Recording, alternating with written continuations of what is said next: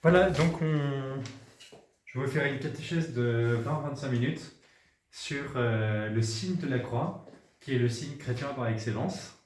C'est ce par quoi on commence toute prière.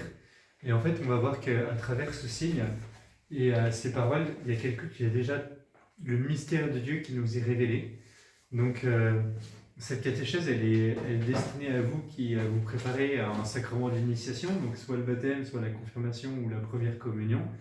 Il faut bien les dire dans cet ordre-là, hein. On l'a déjà expliqué, mais on le refera en temps et en heure. Mais c'est bien baptême, confirmation, première communion. Voilà. Et depuis notre baptême, on a été marqué de la croix du Christ par l'onction sainte du Saint-Crème. Et vous savez qu'un sacrement, il signifie à l'extérieur la grâce qu'il porte à l'intérieur. Du coup, pour le baptême, quand on vous a signé, on dit chrismé, hein, avec une onction, quand on vous a chrismé avec le Saint-Crème, comme ce sera le cas pour Annelle très bientôt, et bien en fait, dans son âme, va se graver une marque indélébile qu'on appelle un caractère ou un sceau, vous voyez, un sceau divin, un peu comme autrefois les rois et les chevaliers, ils prenaient leur sceau pour cacheter une lettre. Il y a un sceau divin qui va marquer son âme définitivement. Donc on ne peut pas être débaptisé, c'est pas possible, parce qu'en en fait, il y a la marque de Dieu dans notre âme. Et donc pour vous parler de signe de la croix, je voulais commencer par en fait imiter ce qu'a fait la Vierge Marie à Lourdes. Vous savez qu'à Lourdes, dans le sud-ouest de la France, la Vierge Marie est apparue à Bernadette. C'est un sanctuaire mondialement connu. Et en fait, le premier signe qui est donné à Bernadette, c'est d'abord un coup de vent. Et là, elle sent que quelque chose d'étrange, en fait, de surnaturel se produit. Et elle va voir une belle dame, c'est son expression. Et que va faire cette dame? Elle va l'introduire progressivement dans le mystère du Christ. Et la Vierge Marie va montrer comment la grâce du Christ transforme une âme. Je ne veux pas m'étaler trop sur le sujet parce que ce n'est pas le titre de cet enseignement, mais il faut s'imaginer que d'une grotte à cochon, donc le lieu, le tréfonds de Lourdes, la Vierge Marie fait un sanctuaire où l'amour divin est manifesté au plus haut point puisqu'il rejoint les plus faibles d'entre nous, les malades. Et donc en fait, ce qui se passe à Lourdes, donc là par l'intercession de la Vierge Immaculée, la Sainte Vierge, se produit en fait dans notre âme. Vous voyez, plus la grâce du Christ avance et plus notre âme devient un sanctuaire à l'expression. Le deuxième signe, ou en tout cas un des premiers signes que la Vierge Marie va donner à Lourdes, c'est justement le signe de la croix. C'est bien le deuxième, puisque Bernadette, qui est une chrétienne, comme toute chrétienne, qu'est-ce qu'a toute chrétienne dans sa poche? Qu'est-ce que ça a dans sa sale petite poche? C'est une citation. Waouh! Annelle a un chapelet aussi, bravo! Et donc, Bernadette a ce réflexe de saisir son chapelet. Et donc, comme c'est une bonne chrétienne, elle commence sa prière. Elle est déjà rentrée dans le silence, mais elle veut commencer sa prière par le signe de la croix. Et elle dit, donc c'est pas textuellement, mais je levais la main, mais le bras m'en tombait et je ne pus le faire que quand l'apparition l'eut fait en premier. Et qu'est-ce que va faire la Sainte Vierge? En fait, elle veut vraiment le faire en premier parce que la Vierge Marie va lui apprendre à faire avec un grand recueillement, une grande dignité, le signe de la croix. Parce que elle, la Vierge Marie, est la mère de Jésus. Et elle a vu son fils mourir sur la croix. Et donc elle a conscience plus que quiconque du signe de l'amour divin qui est la croix du Christ. Donc vous comprenez pourquoi je voulais commencer par cette anecdote de Lourdes, parce que la Vierge Marie est la plus grande chrétienne qui n'ait jamais existé. Et c'est notre mère aussi à nous qui veut nous transmettre la foi chrétienne, la foi catholique. Donc ce signe de la croix, c'est à la fois un signe sensuel, on peut dire, hein, puisque en fait on touche son corps, et aussi un signe auditif, puisque on dit au nom du Père et du Fils et du Saint-Esprit. Amen. Voilà. Donc, pour ceux qui découvrent la foi, le premier signe qu'ils doivent faire, et on en parlait tout à l'heure à table, quand on redécouvre la foi ou quand on la découvre tout court, pardon, en fait, on a peur de mal faire et de se tromper. Et en fait, il y a beaucoup de ce que vous, les recommençants, vous appelez des codes à apprendre. Donc, pour apprendre à faire le signe de la croix, il y a un petit moyen que j'enseigne aux enfants. C'est, vous voyez, au nom du Père, ça va, du Fils, ça va. Et après, on peut se tromper, vous voyez, on peut faire comme ça. Mais en fait, vous voyez, il faut bien croiser comme la croix pour toucher l'épaule gauche. Vous voyez, au nom du Père et du Fils et du Saint-Esprit. Amen. Voilà. Et donc un signe à la fois corporel et auditif, et par lequel on trace sur notre corps le signe de la croix du Christ. Voilà. Hein, pour nous immerger en Dieu. Alors quand on apprend à prier, la première chose à faire quand on prie, est-ce que vous savez ce que c'est? Vous êtes tout seul dans votre appart ou dans votre chambre d'étudiant, vous priez devant votre coin prière, parce que c'est bien d'avoir un coin prière. La première chose que vous allez faire.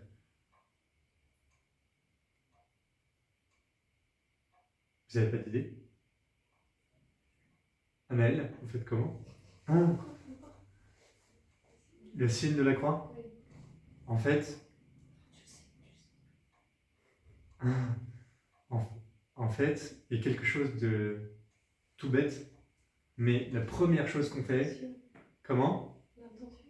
Non, c'est pas l'intention.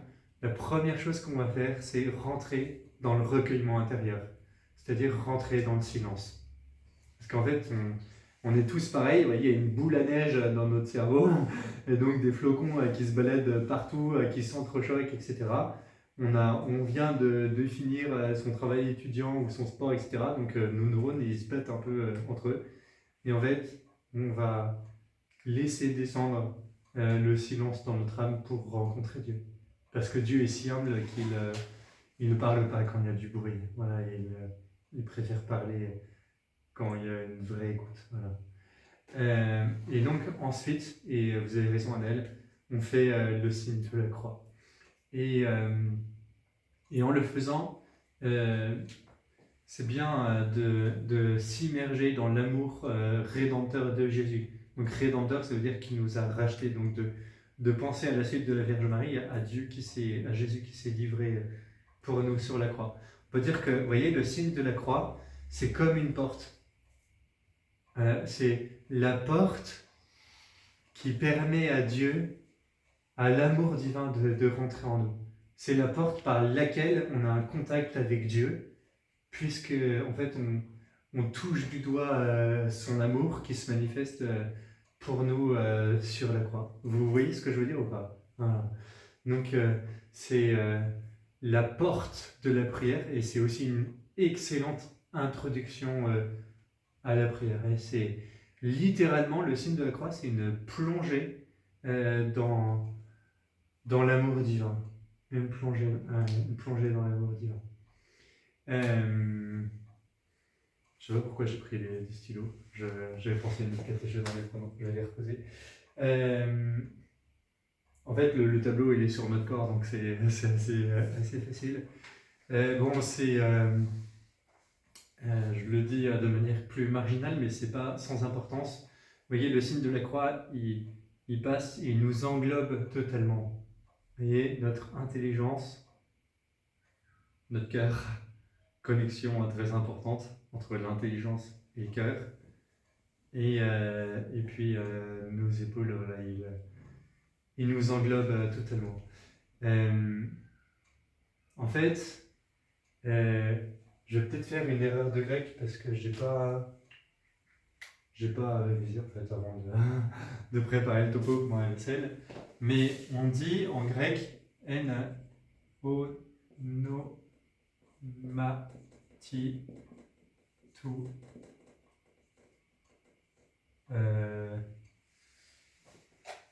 Attends, tout c'est pas comme ça. Tout. Et puis pater. Pas. Je sais pas. Là je sais plus. Pas trop, je sais plus. Ça doit être une faute de grec, mais c'est pas grave. C'est pas le sujet. Donc en fait, ça veut dire, en latin on dit in nomine Patris et Filio et Spiritus Sancto. Donc c'est dans, voyez, dans le nom du Père, du Fils et du Saint-Esprit. Donc c'est littéralement, voyez, quand on est baptisé, on est immergé, et c'est Benoît XVI qui faisait une méditation dans ce sens-là, on est plongé dans le nom de Dieu. Et le nom de Dieu, il exprime son être dans le nom du Père, du Fils et du Saint-Esprit. Alors maintenant, je vous pose une colle. Quand je le dis en français, comment j'écris O?